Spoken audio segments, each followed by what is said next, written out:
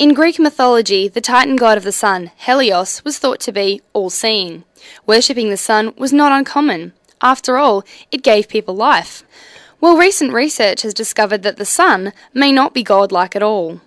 The research conducted by the Australian National University's Planetary Science Institute found that the sun was largely unremarkable in terms of its features.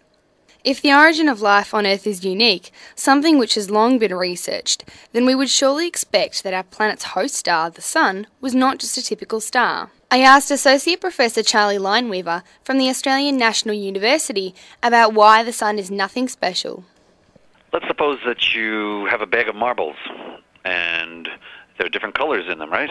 And you can put your hand in them and blindly pull out one, and you've selected it at random, right? On the other hand, suppose that there's only one black one, and all the other marbles are white, and you reach in there and look and say, oh, I'll get the black one. You pull it out. Now here we are. We're alive. We're life forms on a planet, and we'd like to know, did that star provide something that was special so that we could be here? It might be the case that life is kind of unique and special and rare in the universe. It might be the case that the sun has provided something unusual to allow that to happen. So what we did was, well, let's look at the sun to see how it compares to other stars. The first thing you can do is say, you know what, the sun, for a star, it's very, very close. It's close because it provides stuff that we need. It has energy, the sunlight, it's the basis of all life on Earth. Is there anything else? And that was more or less our goal in our research.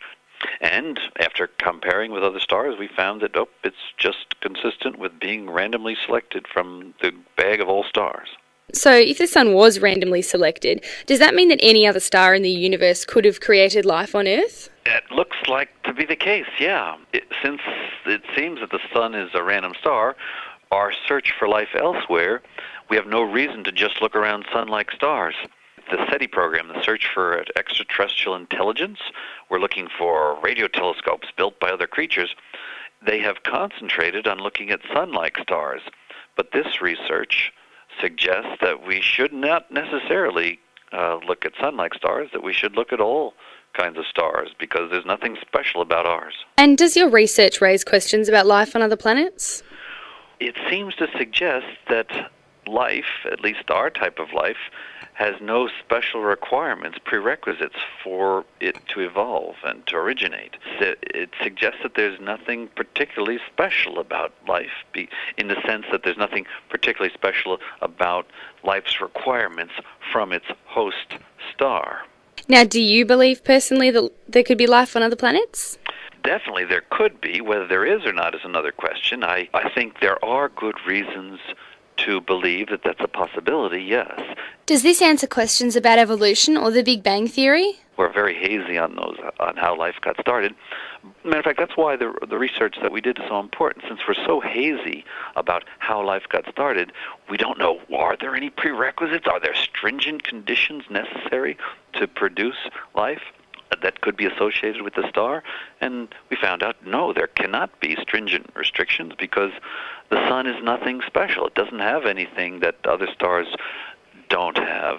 Does this mean that stars in our lifetime could create life on other planets?